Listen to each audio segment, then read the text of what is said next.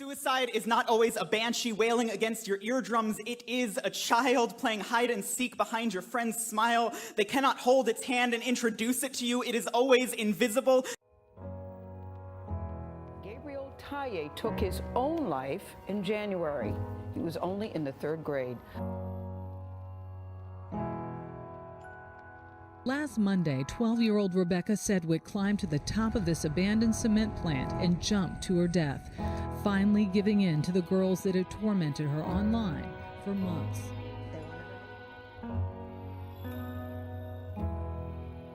One of my very close family members, when I was a teenager, had a suicide attempt.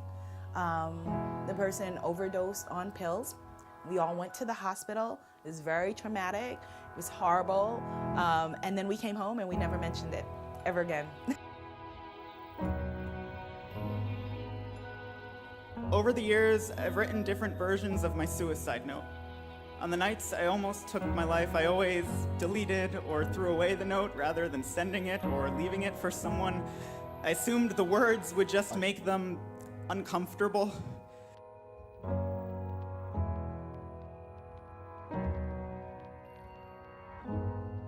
TJ went live on Facebook, swallowed some pills, and covered her head with a plastic bag. She was attempting to commit suicide. A friend notified Wimberly, and she rushed home.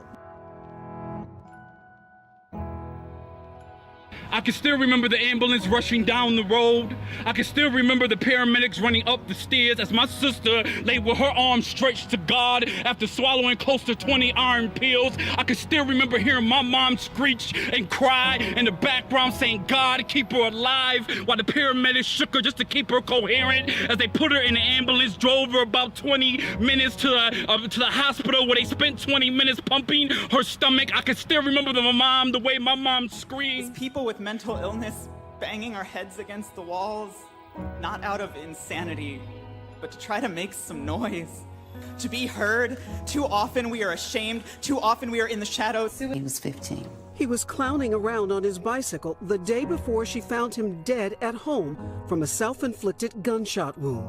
I saw moodiness. I saw irritability. But we were not looking at it that way. We were looking at these signs as being typical teenage behavior. In this month of September, we will have lost nearly 64,800 people to suicide.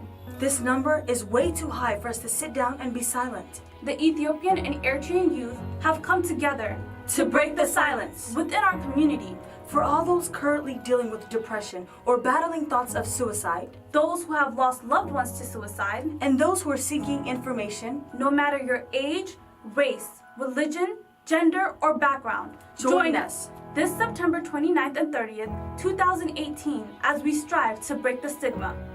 We have guest speakers sharing their personal stories and experiences, and medical professionals assisting with any solutions that you might need.